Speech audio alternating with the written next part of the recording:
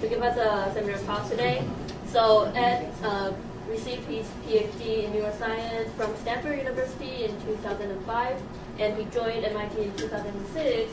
He is now the fantasy career development professor and associate professor in biomedical engineering and brain and cognitive sciences at the MIT Media Lab and the MIT Medical Institute. He's best known for his work on the development of optogenetic tools for activating and silencing neurons by light. So these tools are now being used by hundreds of groups around the world. So it's a great pleasure to have him here to share with us his recent progress on developing these optogenetic tools and other neuroscience tools. Welcome. All right. Thank you. So apologies, I have a bit of a cold here. But I think I should be okay. So our group at MIT is chiefly a neurotechnology group. We develop tools to try to facilitate the analysis of the brain. And the reason we're doing that is in part because of there's a lot of other fields where dedicated work on accelerating the speed of genome sequencing technology or other areas, and of course neuroimaging is a huge area where such innovation has also propelled neuroscience that have been very, very powerful. And so now we're trying to figure out, are there ways that we can develop similar theme technology development programs to try to facilitate the linkage between molecular, cellular, and circuit descriptions of the brain. So a lot of this boils down to the need to dissect out an incredibly dense, heterogeneous molecular morass that makes up the brain. So in a cubic millimeter tissue of the cortex, let's say, you might have 100,000 different cells, and they all have different shapes and molecular compositions. You can cluster them or classify them, but they still have many different morphologies and many different patterns of activity, and they're connected in different patterns. And so how do we sort that out, given the minuscule nature of these cells and their connections? 1 billion connections per cubic millimeter requires us to be able to observe and perturb the functions of these molecular machines at a very precise level. So ideally, we could record and perturb as much of these things as possible in order to really start to dissect out what's going on. And I wanted to talk about, start with a bunch of new and unpublished stories that are in an area that is pretty new to us, and we're still just publishing our first papers on this area, which is what can we gain from the field of robotics to help us isolate specific cells or compartments of cells and to link the molecular, electrical, and connectomic descriptions of cells and networks in the brain. And so we decided to start from what we know. We try to work backwards from the science and then derive tools. And then when we have derived the tool, then we can go build it and test it. So sort of a top-down tool design standpoint. And so a couple years ago, Craig Forrest, who was used to be a postdoc at Harvard and now is a professor at Georgia Tech, and I were talking about patch clamping, of all things, which is an old technology in the sense that for decades people have been taking thin, hollow tubes of glass. If you bring it close enough to a cell and apply a bit of suction, with the right pattern, you can actually get access to the inside of the cell. And you can do that even in the living brain, but that is actually very hard to do, and perhaps you can count on a couple of hands the number of people who are really good at that around the world. Nevertheless, having access to the insides of cells is very powerful. You can record the electrical activity with unprecedented temporal and spatial precision. You can fill the cells with dyes that you can visualize where they project to and what their dendritic architectures look like. And you can also suck out the contents and run them through transcriptomic or genomic analysis and figure out what the patterns of gene expression are. You can do, here we are, for example, with 6 cells from the living mouse brain. And we've lowered this glass pipette into it and broken into it, and we can then apply suction, harvest the contents, and then do RNA analysis, in this case using quantitative PCR, to show what genes are highly expressed in each cell and which ones are low. And here's the control sample just showing that we are getting good yield from these single cells deep in the brain. So the reason this is hard to do is that it's something of an art form. You have to guide this pipette down to the brain, stop on that 7 nanometer thin neuronal membrane, and all these kinds of steps of applying suction and so on are typically done by hand or through a human operating some kind of machine and it takes a lot of skill to do. And so we decided, patch clamping has been around for over 30 years. What are the roadblocks in automating it? So we built a very simple robot, which is shown here. In fact, it's a pretty trivial robot. It's just a motor, a cheap motor on a regular electrophysiology setup. And here's the place where the glass pipette is installed. Here we can place a mouse to do recordings. And then there's some cables that go to a computer. And then the suction that allows us to apply the force to get that cell in there and to get intracellular access is mediated by a couple of valves. And so the actual hardware needed to build this is fairly inexpensive if you have an existing electrophysiology rig. That turns out to be the easy part. Now we have to figure out how to actually recapitulate what the human does, this complex series of manual tasks. And to our surprise, there actually turned out to be a fairly straightforward algorithm for doing it. This art form can actually be codified in a fairly simple set of rules. And you can see it here. This is the electrical resistance of that pipette, basically the degree of electrical connectivity between the inside of that pipette and the external world. And it acts like a good measure of how much stuff is near the tip of the pipette. Now, this resistance or impedance measure has been used for many years in patching. What we did here was to show that by analyzing the temporal sequence of those resistance changes over time, we can actually detect signatures that indicate when a neuron is about to be hit. And these signatures can be very subtle. You can see here we're applying a voltage wave to this pipette, and what you're recording here is the current. And of course, you take the ratio of this and the applied voltage. You could then calculate the resistance of the pipette. And this very small but very consistent decline in the current that is seen here is actually what is indicative of a neuron being present. If you were doing this by eye, you probably would miss this. Certainly I did in the beginning of this project. And so that turns out to be one of the key magic tricks. You can actually stop your pipette or your glass tube on your cell 93% of the time by using that concrete time series analysis, which is pretty good. We can then apply suction, and this is pretty easy. We're just copying the human here, and you can then get intracellular access with between 40 and 60% yield. And the whole time that it takes to get a cell is just a couple minutes each. We've now gotten even better than this just by making the surgeries really good. And we can actually get nearly 70% yield with 2 minutes to get a cell, just by monitoring this time series of pipette resistance changes and stopping very, very precisely on a neuron. So what you see here on the x-axis is time. We're advancing that pipette into the brain, and we're measuring the pipette resistance over time. Each dot here is we're taking a 2-micron step further into the brain. And so you can see here this upswing. And so we can stop with about 2-micron error of when there's a cell there.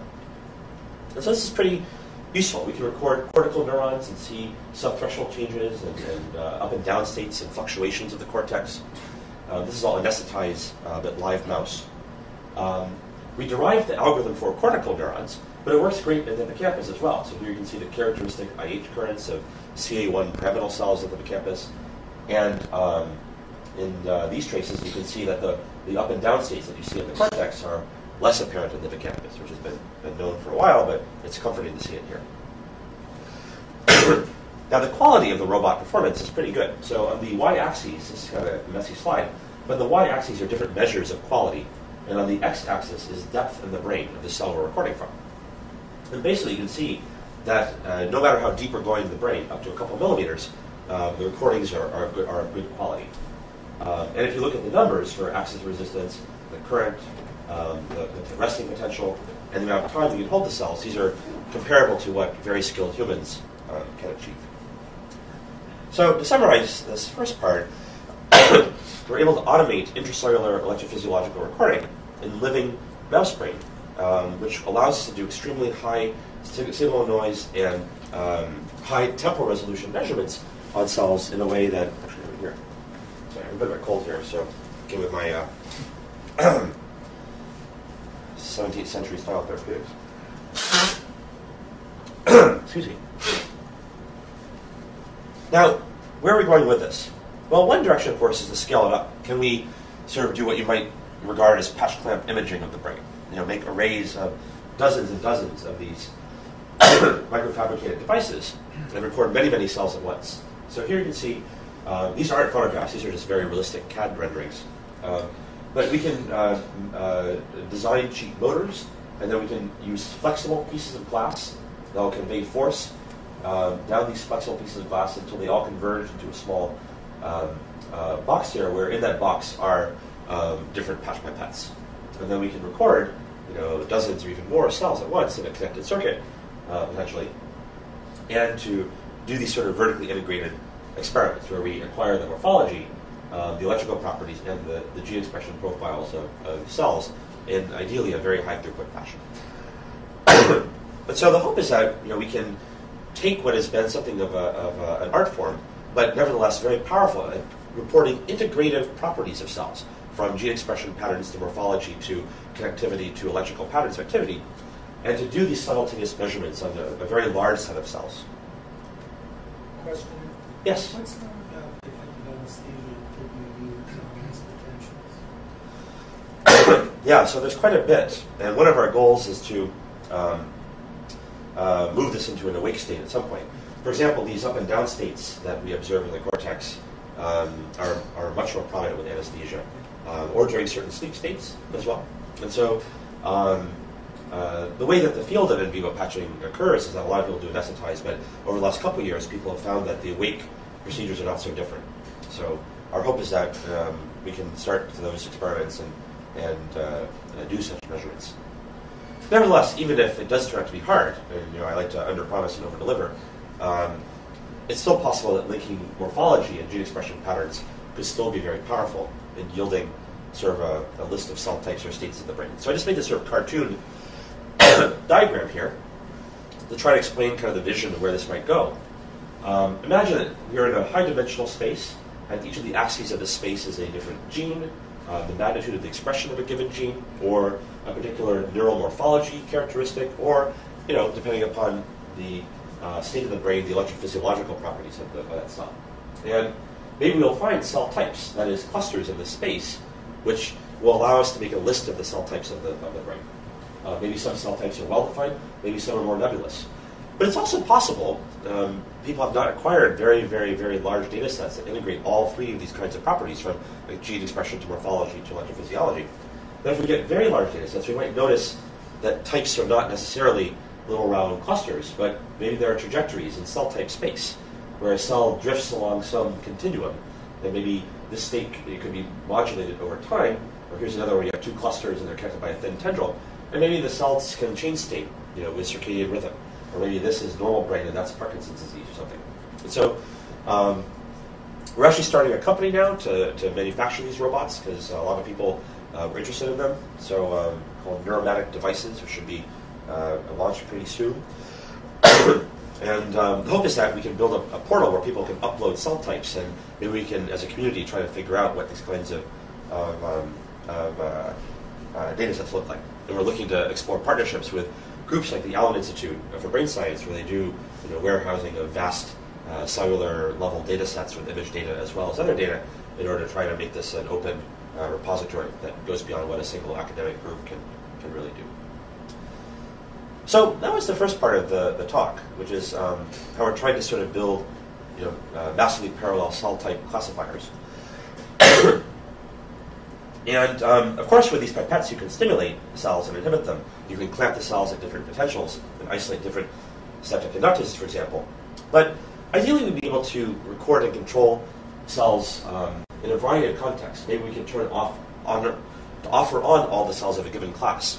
Or maybe we could record and perturb cells in a three-dimensional pattern.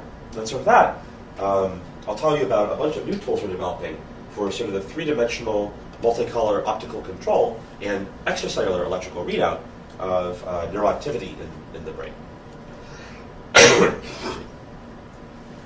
So over the last, I guess almost 8 years now, we should move on to something new. But over the last 8 years, we and our collaborators have been working on a large variety of molecules that have come to be known as optogenetic, in the sense that they're genetically encoded and they respond to light. And the particular optogenetic tools that we work on, there are others that can do different things in response to light. but the one that's achieved the most use in neuroscience are these membrane proteins that will sit in the plasma membrane of neurons, and when light hits them, they will translocate charged ions from one side of the cell membrane to the other. And so there are three classes of such molecules that are in widespread use in neuroscience. They are the channelrhodopsins, which are light-driven inward cation channels. They mostly are permeable to protons, but also sodium, and to a lesser extent to calcium and potassium. And when you shine light on these things, they will open a channel and let these positively charged ions into the cell. They're inward rectifying. They're also light-directed inward chloride pumps. When you hit these with light, they will actively pump chloride into the cell. And light-driven outward proton pumps, so when you hit them with light, will pump a proton out of the cell. And all three of these are in use in neurons. Channelrhodopsins, for example, if you express in neurons, and then you hit them with light, will fire action potentials when they are illuminated. Halo-rhodopsins and archaeorhodopsins, which are the chloride pumps and proton pumps, when you put them into neurons, will shut down neural activity when you expose them to light. So I'll talk about the general properties of these molecules and then a bunch of the new ones that have new capabilities.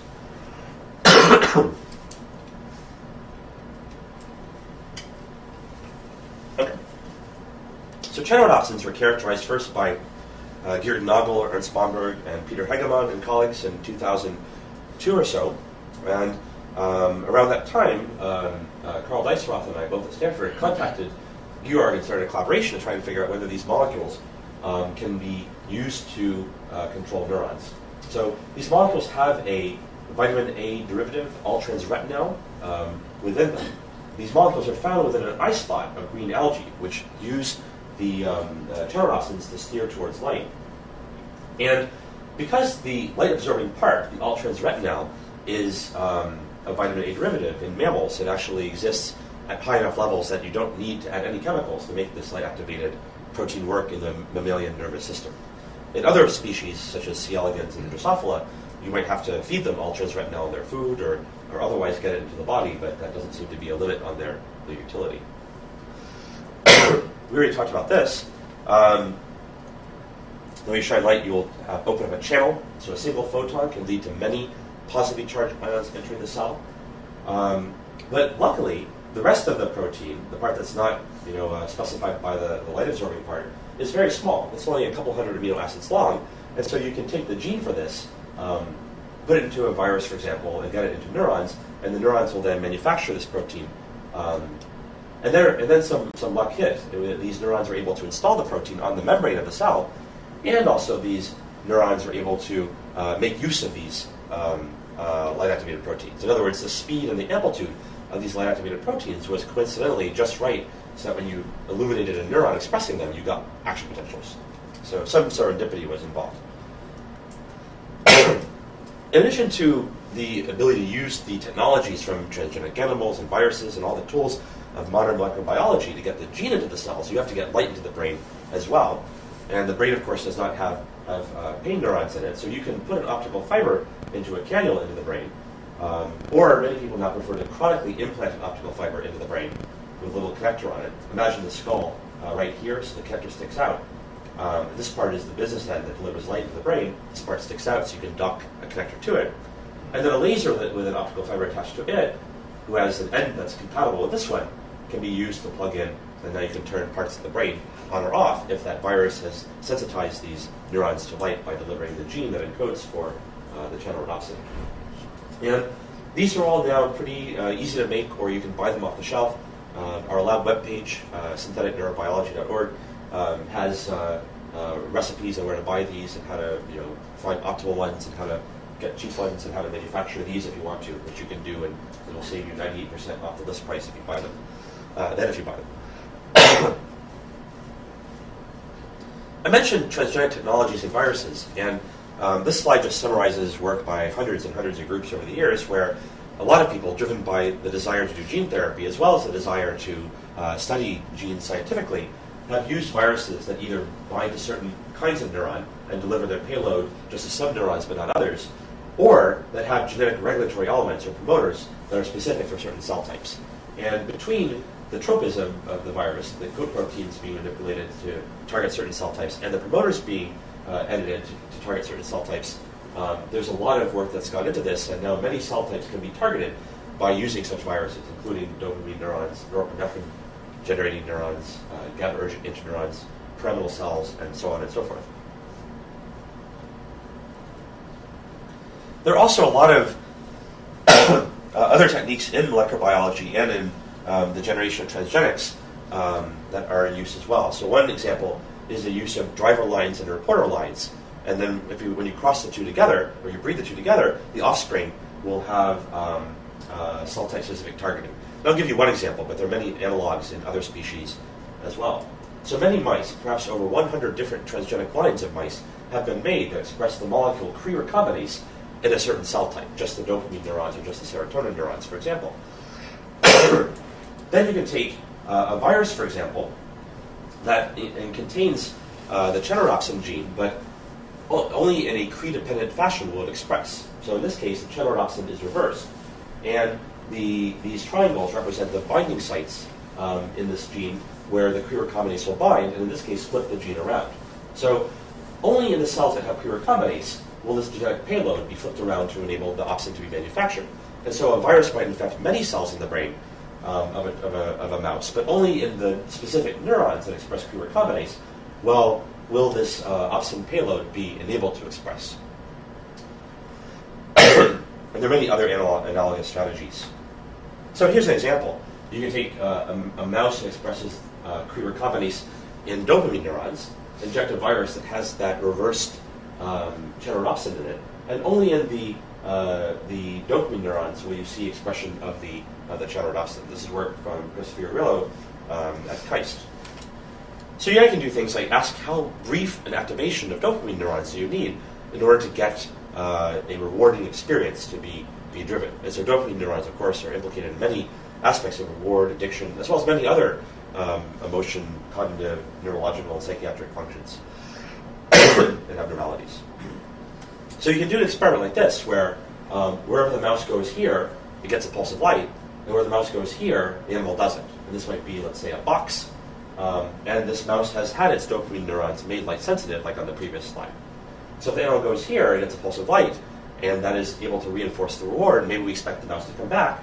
And if the mouse goes here and gets nothing, maybe the mouse doesn't come back, would be one hypothesis. And so you can deliver different duration light pulses, for example. Here we have a 200 millisecond pulse of light, and you can see that the mouse is getting a blue pulse of light every time it pokes its nose into this little sensor. And so the mouse will come here over and over and over again, and the mouse will not go to this portal as much. This is from a paper in the press. You can also develop arrays of optical fibers because, of course, many parts of the brain are not single monolithic blobs, but have more complex shapes. And so this is an array of optical fibers that, in this case, you can guess from the shape, would tile the hippocampus of the mouse bilaterally, so we can perturb memory circuits. And in this case, all the fibers get bundled together and go to this little connector that can be plugged into a laser. So this could be good for turning off, for example, an entire region. But something we've been working on a lot nowadays is how we can turn off parts of a region, or to do iterative screening for a region. So imagine that array of optical fibers, just like we talked about on the previous slide, but now every fiber is docked to its own independently controllable light source. So in this case, we're using raw chip LEDs, raw fragments of the gallium nitride wafer. And then we can dock the optical fibers to them. And then every one of these LEDs is connected to its own electrical circuit to be able to be controlled. So we can do things like turn off all the parts of the circuit, and then if we see an effect, we can then turn off half of that, half of the fibers, and then a quarter and so on, honing in on, for example, exactly the sub-circuit that participates for a given task or a given neural pathology. And so this is what those fiber arrays look like. Here's an array of optical fibers, each connected to its own LED, and in this case they're all on, but they allow us to do sort of high-throughput screening through the circuit, as it were. We also last year had a brief paper on doing this all wirelessly. So imagine the LEDs are on the bottom of the screen circuit board, and the fiber might stick down below. But we want to control a circuit for a very long duration of time. Maybe we want to study epilepsy and turn off brain circuits every day for months or years even. So in this case, we decided to do a device that would have remote power and remote control. This is a magnetic coil that can pick up oscillating magnetic field power, 125 kilohertz or so, and then it will then charge a small supercapacitor, which will then be released in a controlled fashion to power the LED on the bottom of the circuit board, which can then deliver light down the optical fiber. And the whole thing is very, very light. Can be freely carried by a mouse with no problem. It doesn't have any batteries or any wires or any optical fibers going into it. And so you can put this mouse in a case size scale or on a large arena, and the mouse will roll around, and you can actuate the neural circuits. From a single laptop, you can actually plug in a little USB stick and control up to 83 mice from a laptop. So it's kind of a whole new perspective on wireless optical mice. That's my only pun for the talk. And so this just shows that it works. So this is movement on the y-axis. And these are a bunch of control conditions just to show that the magnetic field doesn't modulate the brain activity directly. But then when the LED is on and we're turning on the magnetic field, then the animals start running around. That's because we've parked the optical source over the motor cortex, in this case, of a transgenic mouse from Go Ping Feng's group that expresses channelrhodopsin 2 in layer 5 motor cortex neurons, amongst other cells.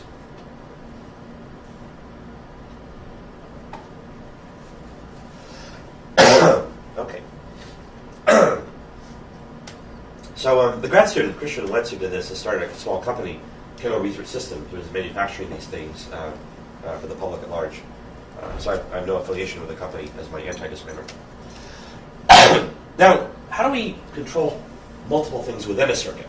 We've talked about how to control many distributed circuits, but what if we have several populations of cells within a circuit and we want to control them, even though these populations of cells might be interdigitated?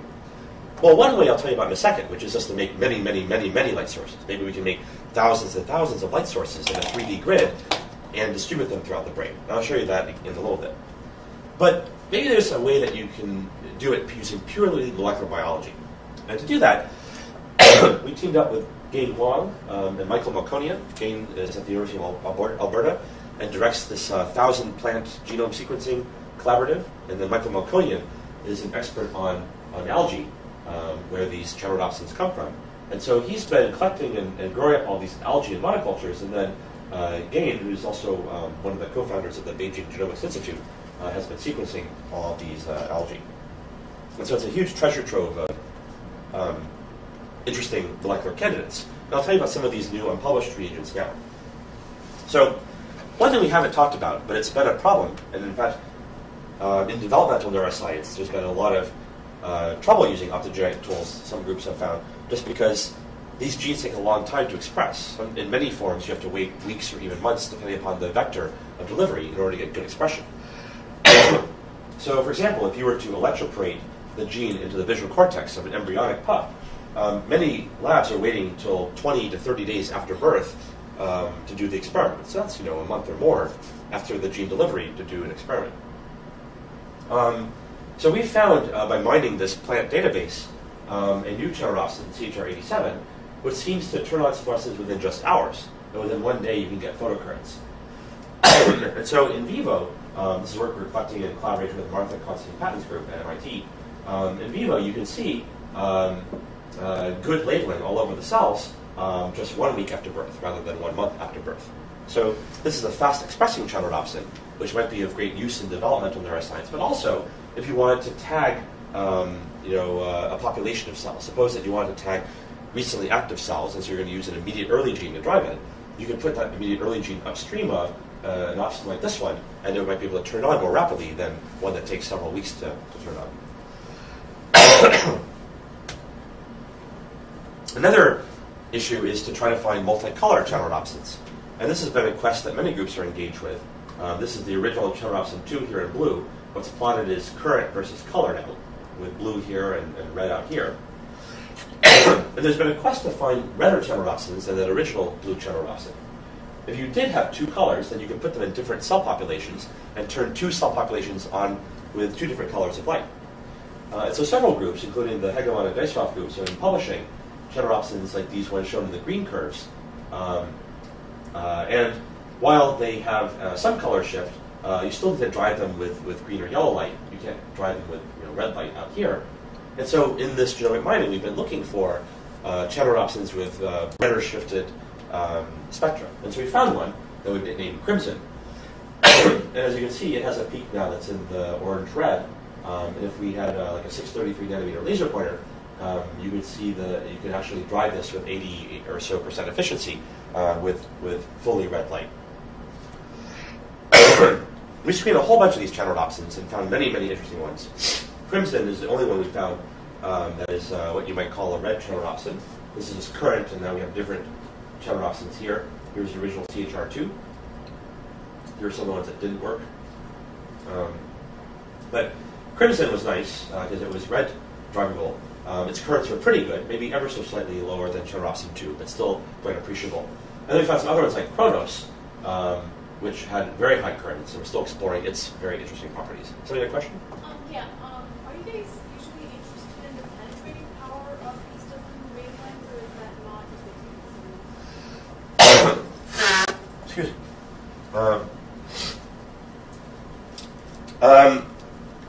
Certainly, it depends on the scientific question. I think especially for neural silencing, people would love to turn off large brain regions, especially in larger animals. And for people who are considering opsins for therapies, the human brain obviously would benefit from the ability to turn off things with a large volume. And I'll talk in a second about hemoglobin absorption and how we, what these opsins look like with, compared to blood absorption and lipid absorption. I'll get that in a second. Because usually blue light tends to penetrate less deep into the brain, so is that like a concern that would affect your precision?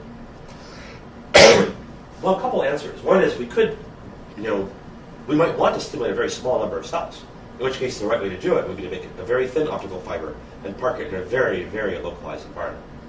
So it kind of depends on the scientific question.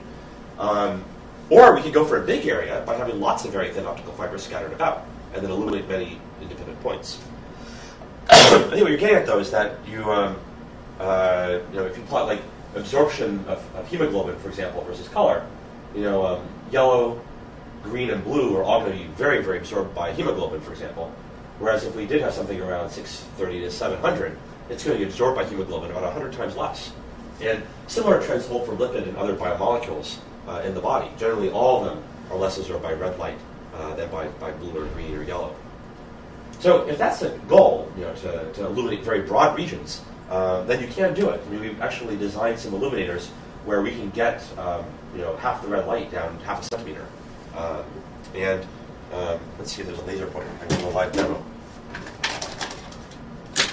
Okay. So this laser pointer is what I would call a broad illuminator. If you have a very thin illuminator, then most of the fall off of light power is just the 1 over r squared, the surface area of a sphere, right? But this illuminator is several millimeters wide, and so it can go all the way through my finger, right? And so that's enough light power that we would probably get some kind of activation of something several millimeters into my finger. Yeah. Did that answer your question? Okay. Yeah. But for many questions, you actually want focus, not diffuse illumination. Especially if you want to drive many local pathways that are all interdigitated in a small environment. And so that's what we're trying to do here. Here we're taking crimson and putting it again into the cortex. As you can see, it doesn't quite express as well as CHR87. You don't see that beautiful expression all over the axons and dendrites. So this is more like a conventional channelrhodopsin that expresses slowly. But now we can take modest red light, a milliwatt per milliliter squared, which is maybe something slightly brighter than this laser pointer, and we can get action potentials with these brief 5 millisecond pulses of red light in visual cortical neurons of mouse brain slices. Blue light, on the other hand, which would perfectly well drive one of those blue channelrhodopsins, causes no spiking at all. So we could now drive 2 pathways, one with blue and one with red, if one pathway expresses crimson and one expresses a blue channelrhodopsin. And we have found bluer channelrhodopsins than channelrhodopsin 2. So here's CHR2, the original one again. And then CHR66, what we can see here, is a purple channelrhodopsin. It has a peak around 420 to 450. Purple channelrhodopsins seem to be more common than red ones. Blue, though, are still the most common kind of channelrhodopsin found in the wild. And so, Anyway, this might be very useful because then we could try with red light, for example, a dopaminergic or serotonergic or inhibitory projection, and see how that modulates a second projection. That might be an excitatory projection or a local projection. And that would allow us to see how two populations of neurons interact. Now, a lot of our work has been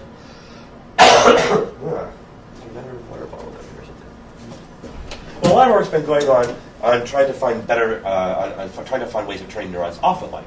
And so, channelrhodopsins, which are light-driven inward chloride pumps, could do that. They would hyperpolarize the cell by putting negatively charged ions into the cell. So this paper that came out about 13 years ago was really what kicked off the search for these halorhodopsins that would work in neurons. Because what this group, Okuno et al., found was that some halorhodopsins existed that might work well in mammalian neurons. So what is plotted here is photocurrent versus chloride concentration. And the reason that this peak here is around 5 molar chloride is because halorhodopsins come from organisms that live in very high salt concentration environments, like the Great Salt Lake or the Dead Sea or something like that.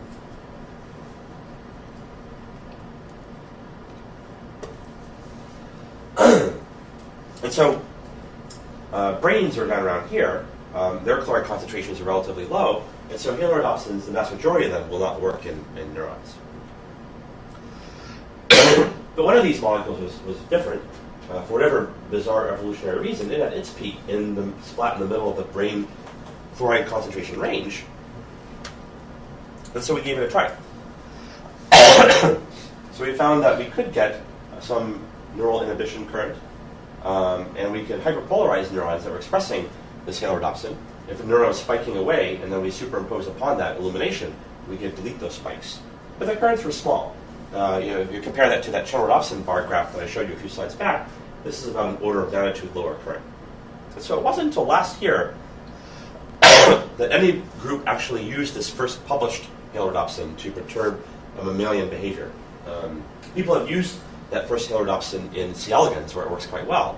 The low currents seem to be a mammalian-specific issue. We'll talk in a second about how you can overcome that. But this original halorhodopsin in mammals has had pretty low currents. So this is from Akihiro Yamanaka's group. What they did was to take that original N-furanus halorhodopsin, the halorhodopsin from that halofile, and make a transgenic mouse that expresses this halorhodopsin in the hypercretin or orexin neurons, which are, of course, the neurons that are compromised in narcoleptic patients. And so with this molecule in place, you could turn off these neurons and see whether these neurons deliberately contribute to the narcoleptic state, or if you delete them, does there have to be long-lasting secondary changes that occur? And those secondary changes then result in plasticity, and that's what causes the kinds of spontaneous falling asleep that occur in narcoleptic patients. So in other words, it allows you to directly assess whether these molecules are involved with the process in a short timescale or not. They then did the usual thing of putting in the optical fiber and hooking it up to the mouse. And interestingly, you can illuminate just for a very short amount of time. This is probability of being awake over time. And here you can see mice are generally awake. And they turn the light on, and within 20 or 30 seconds, they all fall asleep.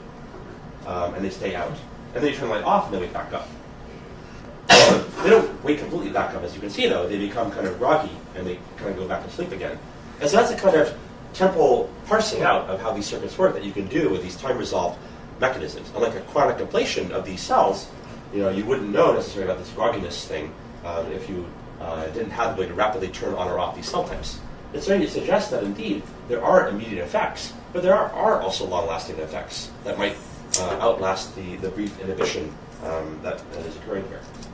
Also, it was slow-wave sleep. These animals had about 100% probability of ending up in slow-wave sleep, not rapid eye movement sleep. And so that allows you to pinpoint some of the parameters of how these neurons specifically contribute to the sleeping or waking states. As I said, though, this is pretty much the only paper I can think of where somebody has perturbed a behaviorally relevant brain state of a mouse. All right. Hopefully that was Dayquil, not NyQuil, or I'm going to be falling asleep pretty soon, too. Okay. So as I said, how do we make this better? And several groups have tried to append trafficking sequences to these molecules. Both Guoping Feng's group I mentioned earlier and Carl Weisroth's group I mentioned earlier have appended trafficking sequences to channelrhodopsins to try to boost their expression. As I'll show you in a minute, though, that doesn't necessarily solve everything. And so what we did in a paper that we published a couple years ago was to launch a genomic screen of silencers. And so we screened a lot of channelrhodopsins. Many of them didn't work. Some of them worked but were no better than the original one that we tried. But then we started screening other classes of molecules, like proton pumps, and those, interestingly, worked well, which was surprising to us. So this is ARCH, or archrhodopsin 3, also from a halophilic archaean. And this is current versus color, and it peaks in the green, as you can see. It expresses very nicely on neurons. And if you look at current versus light power, you can see both at low light power and at high light power that ARCH mediates photocurrents that are about an order of magnitude bigger than the original channelrhodopsin. And in vivo, we showed a couple years ago that you could use this then to get 100% shutdown of neurons in the awake behaving mouse. So, ARCH had been described in a genomic database, but had not been physiologically characterized.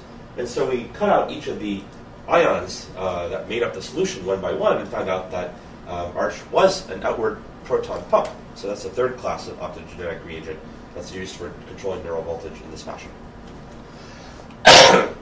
Now, one thing that we found was that these could be used to silence neurons for minutes at a time, and the firing rate and the spike shapes didn't change before versus after.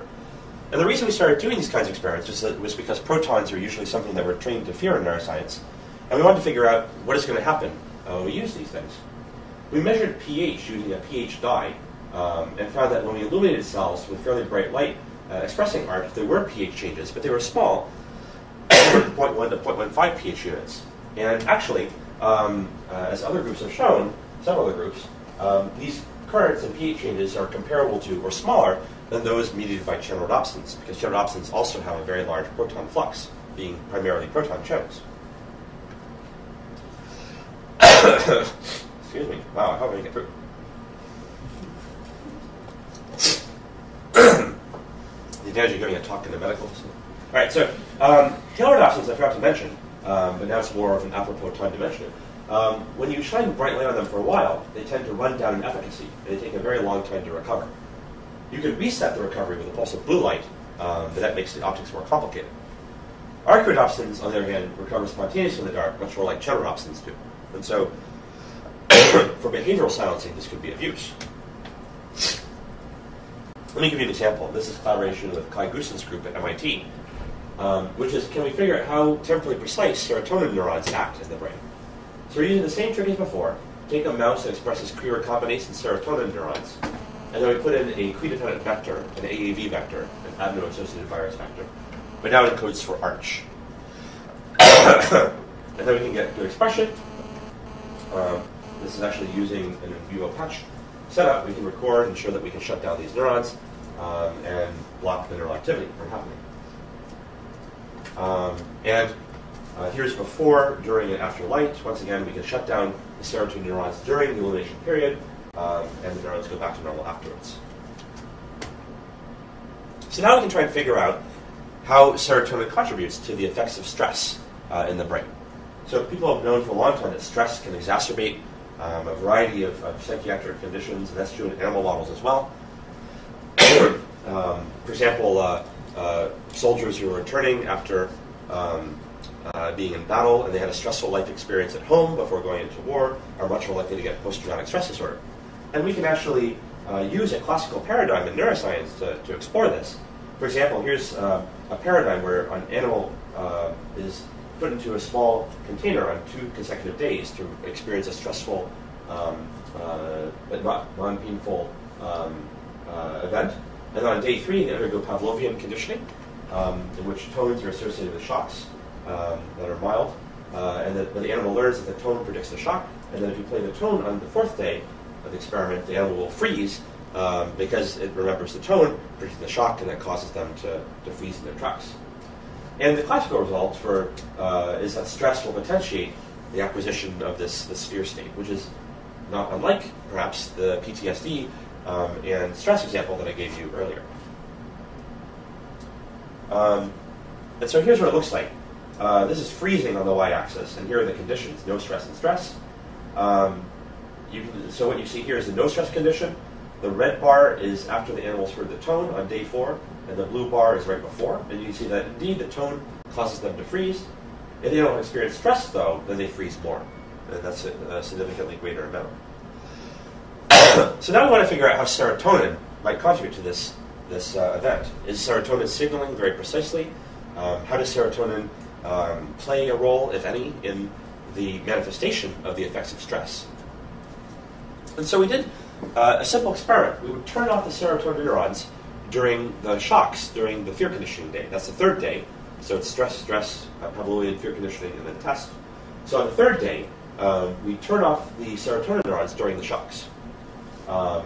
And what you can see here is that this blue bar is no stress and fear. This is stress and fear. The red bar is when we turn off the serotonin neurons. And what you can see is that serotonin shutdown during the shock presentation blocks the effects of stress, blocks the enhancing effects of stress on the Pavlovian fear acquisition. And so it suggests that serotonin is actually operating over very short timescales to manifest the effects of stress on fostering or bolstering aversive learning.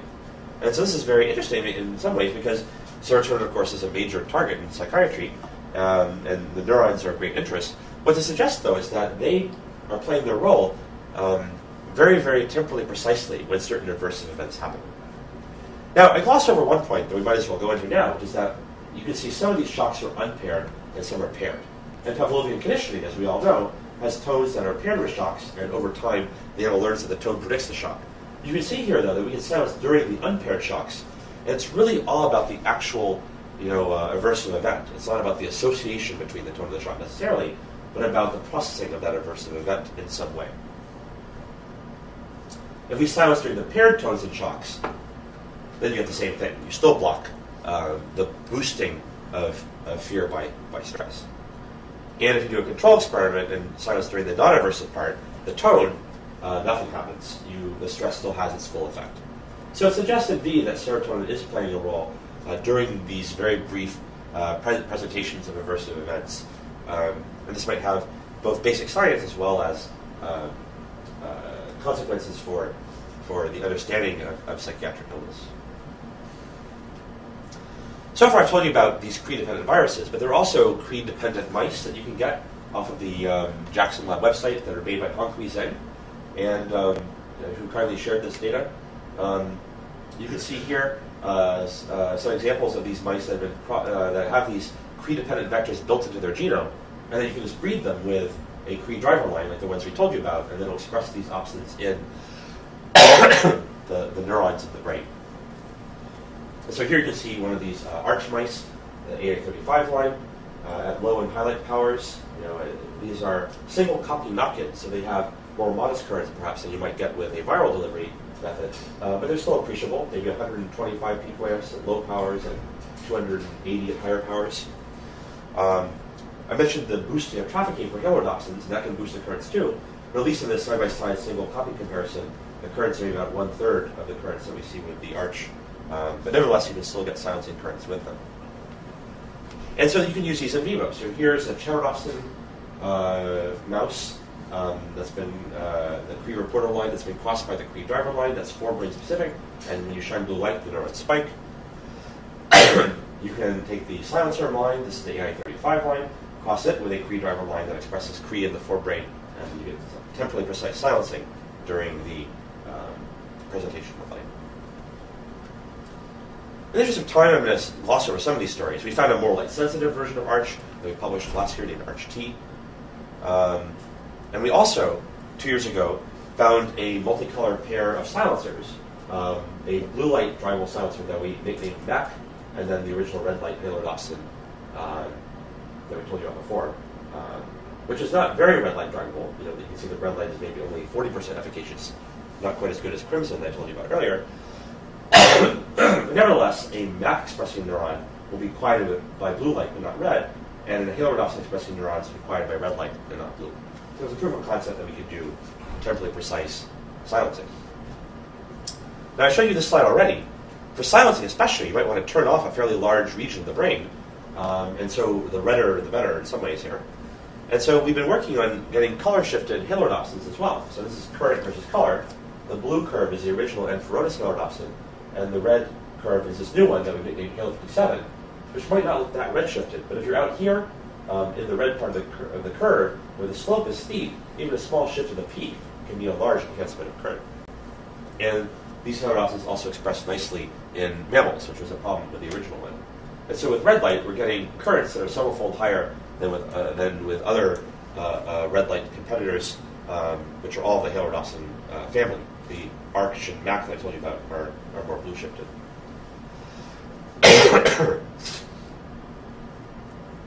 And so you can do red light silencing of neural activity in awake-behaving mammals. I should point out there's lots of other things you can do with these molecules than turn things on and off at the voltage level. They do conduct ions, after all. Channelrhodopsins, I mentioned, conduct protons something like 1 million times more than sodium. This has been shown in several papers. And so maybe you can use them as a light-gated proton shunt. Mitochondria, lysosomes, synaptic vesicles all depend upon their proton gradients or function. If you could short-circuit that, maybe you could turn on or off metabolism in a certain part of a cell for just a few seconds or something like that.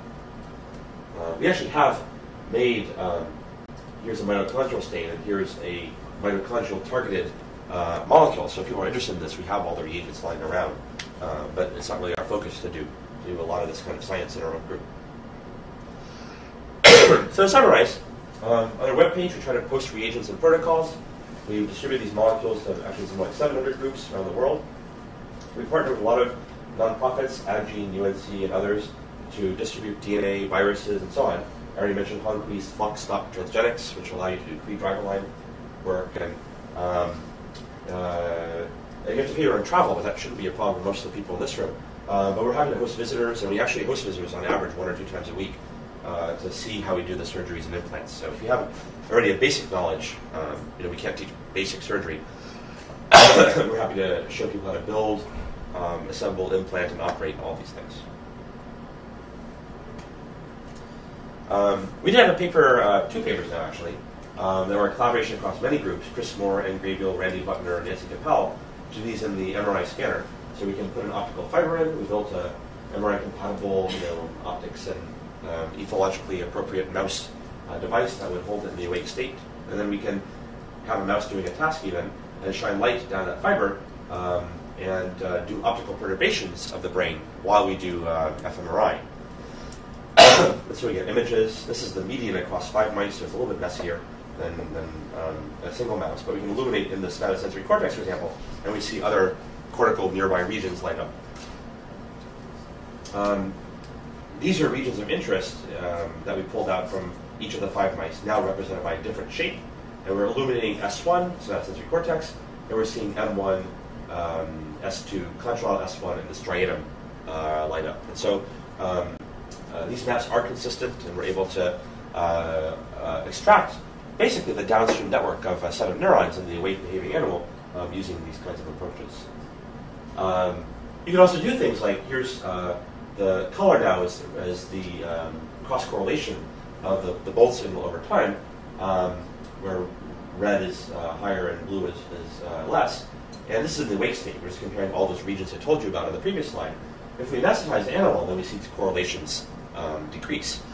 And so you can use this also to try to understand how a drug or an intervention might change the patterns of activity that occur in the brain downstream of a causal perturbative event.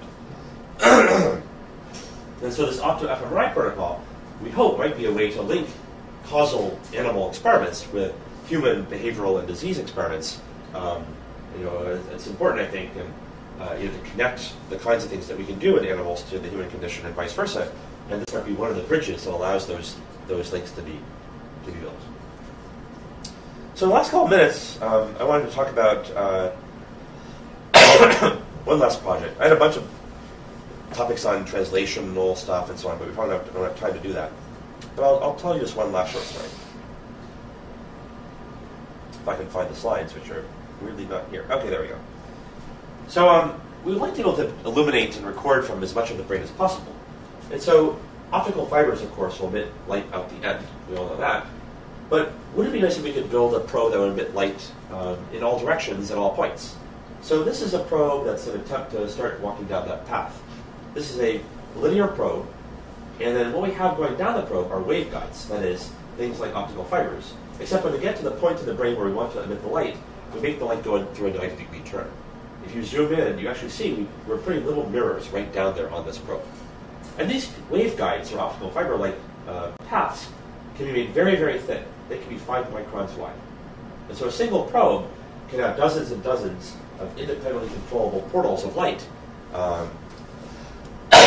In cross-section, it looks like this. This is the waveguide, which looks just like an optical fiber, 2 different refractive index materials, except that in order to make the mirror, we have a metal mirror down here. And this is what it looks like in cross-section in the electron microscope. And so the probe works. So this is a linear probe. It emits light out of its side. We just aim light into these top portals from an array of lasers or a projector. You can aim a projector at them, and all the pixels of your projector will illuminate different waveguides. I'll show you in a second how we build those. And now we have a probe that can emit light in independently controlled ways, even with multiple colors, all along its axis. So already it's useful because you can illuminate an order of magnitude or more points for a given amount of brain damage. But ideally, we would also be able to build brain tiling devices. This is all in collaboration with Cliff Fonstad's group, I should point out, in the MIT Electrical Engineering and Computer Science Department. So we've now found how to take those one-dimensional probes and to arrange them into a 2D grid so we can make a true 3D illuminator. So each of these little divot-looking things are those apertures. They're not really divots, it's just what it looks like because you can see the mirror a little bit. And each probe has about 8 of these, and here you can see a 240 light source array that can attend a fairly large region of the brain, several cubic millimeters of brain. And of course, we can build these at arbitrary scale because all of these probe geometries are laid out in custom software that we've written. So we can lay out, 788,000 vertices that you need to make this entire optical setup, and with only 200 numbers that a human has to type in. And so this is what it looks like. We take basically the mirror array that makes up, the business end of a high-performance projector, and you can think of that as an 800,000 mirror array, 1024 by 768. We bounce a laser off of it, and when the mirror is aimed in one direction, the light gets dumped into an absorber. But when the mirror is aimed into the on-switch position, it runs through a bunch of optics and ends up at the top end of one of those waveguide arrays. And if you aim it just right, it'll be shuttled down to the point where the mirror reflects it out. And so we can turn on, for example, the 111 coordinate there in the brain. And here we can turn on different ones. So here's that 111, here's the 513 coordinate. And so we can go through the brain, stimulating different points one by one, for example, while we record a certain point, trying to map functional connectivity, for example. And all of this is MRI compatible. So we'd love to be able to do things like go through the brain and actuate different parts using one of those transgenic mice and map the downstream circuits. Can we make sort of a functional map and see how brain-wide connectivity assessed at a causal level changes as a function of disease pathology or learning memory or developmental time point or aging or you name it.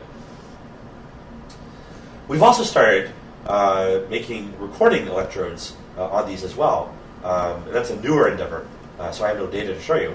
But generally, we're interested in this as a 3D platform for interfacing, getting information into and out of the brain. So if we can record from lots and lots of sites in the brain and deliver information to lots and lots of sites in the brain, and we even start to think about, could we infuse drugs so we can say, change dopaminergic tone in a certain area and so on and so forth.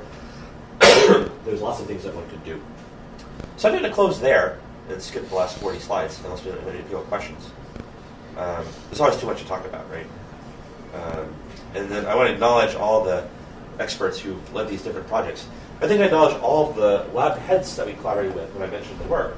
But I want to acknowledge people who led some of the sub-projects. Anthony Zorzos and Jörg Schulven are doing the 3D neural recording and optical simulation. Jake Bernstein and Christian Wentz did the wireless arrays of optical fibers. Justin Kinney is working on trying to figure out how to put some of these probes together at the software level. Leah Acker is working on the red light illuminators. Amy Truong worked on the red light silencers. Brian Allen helped out with a bunch of these projects. Mike Henniger worked on a really cool project I didn't have time to talk about. Nathan Klepecki did the red channelrhodopsins and the fast expressing channelrhodopsins. Scott Arfin is working on amplifiers to get data off of the 3D neural recording devices. Suhasana Kundandaramaya figured out how to automate the in vivo patch clamping. Steve Bates has been doing the molecular analysis of cell types once we do the patching. And then several alums helped out with different things. Albert Kwan did that mitochondrial targeting that I showed you a picture of.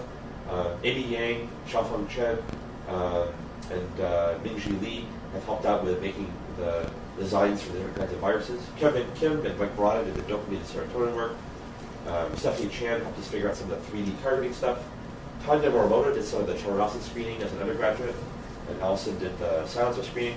And two alums, Brian Chow and Xia Han, led the proton pump analysis work.